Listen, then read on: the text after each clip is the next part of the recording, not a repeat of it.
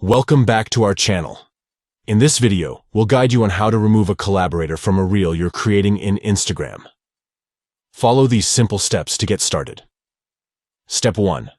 Open the Instagram app on your Android device. Step 2. Record a reel, as we discussed in our previous video on how to record a reel in Instagram. Step 3. Before you publish your reel, tap on Tag People option. This will allow you to manage the collaborators on your reel. Step 4. Locate the collaborator you wish to remove and tap on the X icon located on the right side of their account. This will remove them from your reel. Step 5. Once you've removed the collaborator, tap on Done to save the changes.